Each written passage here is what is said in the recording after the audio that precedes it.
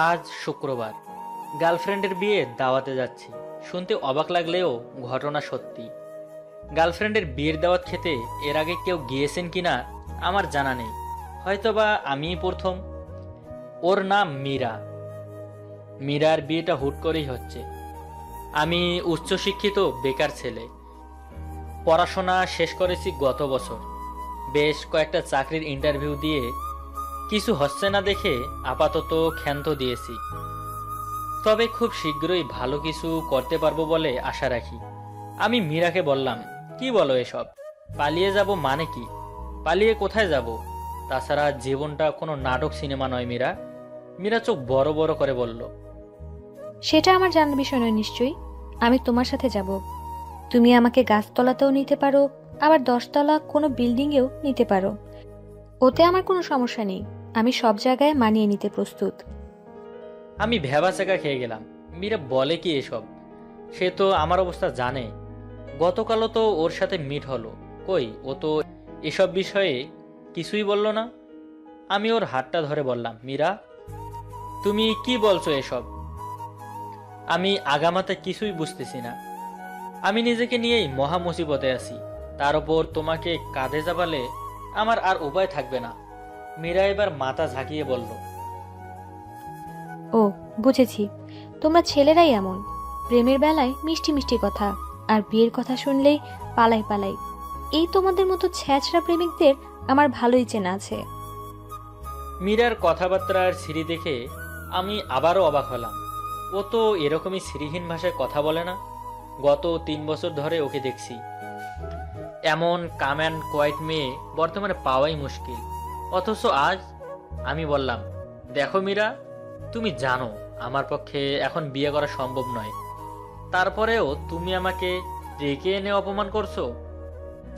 এবার ওর পরিপাটি মুখের ভাষা আরো নিচে নেমে গেল। ও আচ্ছা, ঠিক আছে, থাক তুই। তোর সাথে কথা বলে কোনো লাভ নেই। তোর মতো ফকিন্নির সাথে কেন যে প্রেম করছিলাম। বলেই ও ঝট করে উঠে রিক্সা ধরে চলে এলো। আমি বোকার মতো চেয়ে চেয়ে দেখলাম। তখন একটা গানের কলি খুব মনে পড়ছিল। আমি জীবনে প্রথম ছ্যাঁকা খাওয়ার দ্বার প্রান্তে এসে পৌঁছালাম।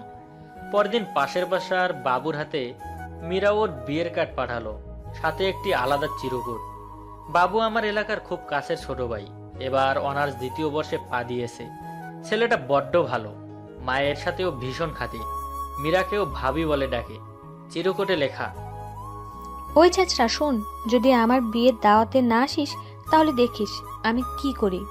একেবারে সুইসাইড করে ফেলবো, আর সুইসাইড নোটে লিখে যাব তোর নাম। আমি আটকে উঠলাম। এই মেয়ের খুব জেদ। এর আগে একবার আমার সাথে রাগ করে 10টা ঘুমের বড়ি খেয়েও বেঁচে গিয়েছিল। আমি পড়লাম মহা যন্ত্রণায়। ওই প্রেমিকার বিয়ে উপলক্ষে একটু মদ টদ খাবো, বুকের ভেতর যে ভয়ানক কষ্ট অনুভব হচ্ছে তা প্রশমনের চেষ্টা চালাবো, এই মেয়ে তার হতে দিল কই। আমি সেজেগুজে বের হলাম। পাঞ্জাবি পরলাম কালো রঙের, প্যান্ট কালো রঙের, জুতা ঘড়ি সব কালো।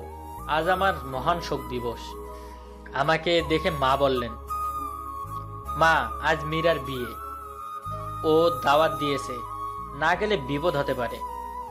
মা আমার কথাগুলো শুনে বাকরুদ্ধ হয়ে গেলেন। কিছুক্ষণ চুপ থেকে বললেন, কি বললি? কোন মীরা? মীরা আমাদের বাসায় এসেছে অনেকবার।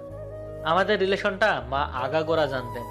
আমি মাকে জড়িয়ে ধরে বললাম, হ্যাঁ মা, তোমার অতি প্রিয় মীরা, যাকে তুমি ছেলের বউ হিসাবে কল্পনা করতে। দেখো মেয়েটা কত খারাপ। আর কয়টা দিন অপেক্ষা করতে পারলো না। আচ্ছা ভাই, তুই বিয়ে করছিস কর, আমাকে দাওয়াত কেন দিতে হবে তোর? আবার না গেলে সুসাইডের হুমকি বা কেন দিবি? মা আমাকে বুক থেকে ছাড়িয়ে বললেন, মেয়েটা তো আসলেই খারাপ। এত এতদিন আমার বাসায় এলো, আমাকে মা বলে ডাকলো, সব সব অভিনয়। শুধু তোকেই দাওয়াত দিল। আমি কি দোষ করলাম? কতদিন বিয়ে শাদী খায় না। ছেলের এমন কষ্ট দেখে সম্ভবত মায়ের মাথাটা ঈষৎ খারাপ হয়ে গিয়েছে। কষ্টে দুঃখে আবল তাবল করছেন। আমি মাকে বললাম, দুঃখ পেও না মা, ওরা বড় লোকের বখাটে মেয়ে। প্রেম করবে একজনের সাথে আর বিয়ে করবে আরেকজনকে।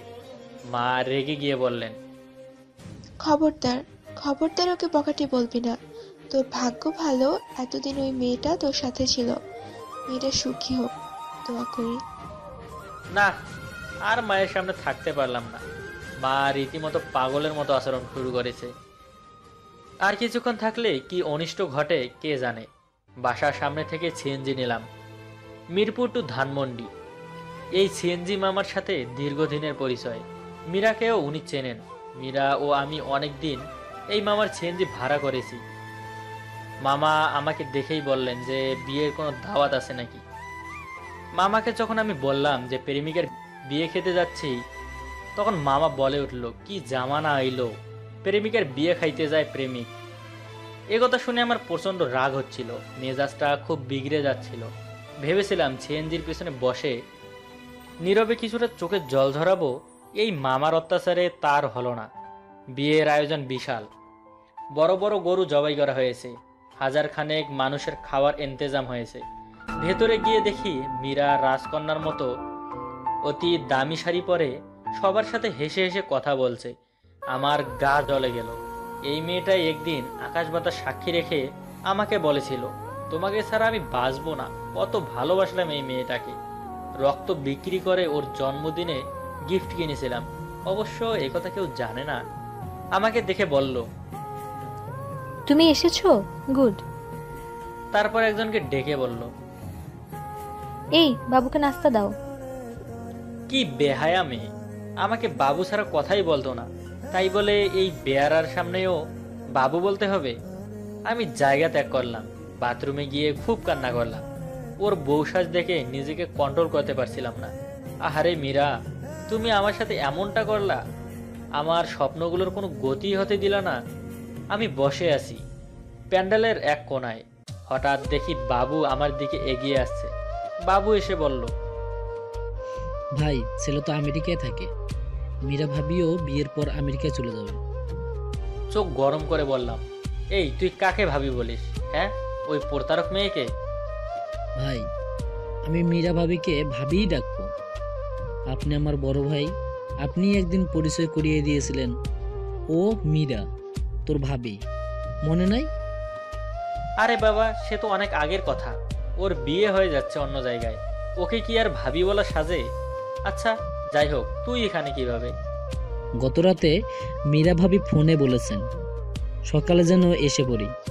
যাই হোক, শোনেন ভাই, পোলার বাসা চিটাগাং, আস্তে আস্তে সন্ধ্যা।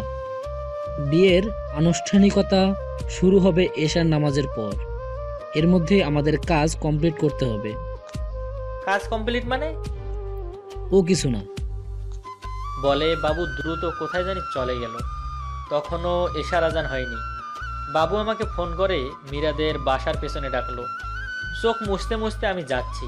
কিছুক্ষণ পরেই মীরা অন্যের হয়ে যাবে। ভাবলাম বাবুকে সাথে নিয়ে বাড়ি ফিরে যাব। আর পারছি না, ওর বউশ্বাসটা আমার বুকের ভেতর ফলার মতো বিচ্ছিল।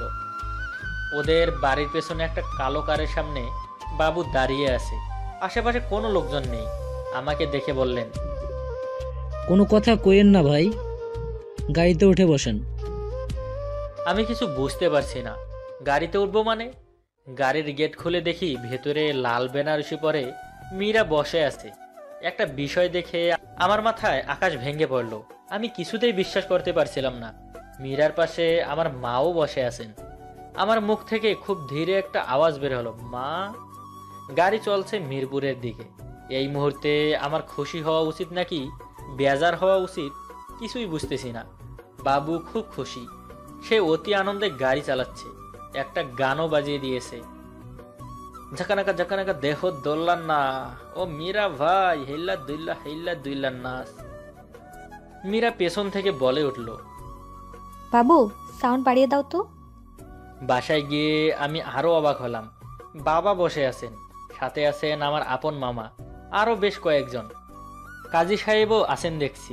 স্বপ্নের মতো লাগছিল সবকিছু। আমাদের বিয়েটা হয়ে গেল রাত 9টা বাজার আগেই। আমার মামা সবকিছুই হ্যান্ডেল করেছেন। এই মীরা কবে যে মামার সাথেও খাতির জমিয়েছে আল্লাহ মালুম। খুব মামা মামা বলা হচ্ছে, তাই না? গভীর রাতে যখন বাসর ঘরে ঢুকলাম, তখন মীরা গভীর ঘুমে আচ্ছন্ন। কি মায়াবী দেখাচ্ছে ওকে, বউ সাজে ঘুম, একদম রূপকথার পরীদের মতো লাগছে। ওকে জাগালাম না, অনেক ধকল গিয়েছে মেয়েটার ওপর। ঘুমাক, আলতো করে ওকে জড়িয়ে ধরে শুয়ে পড়লাম। তখন আমার মাথার ভেতর সেই গানটা বাজছিল, ঝাঁকানাকা ঝাঁকানাকা দেহ দোলা না। ভিডিওটি যদি ভালো লেগে থাকে তাহলে একটি লাইক করুন। ধন্যবাদ সবাইকে।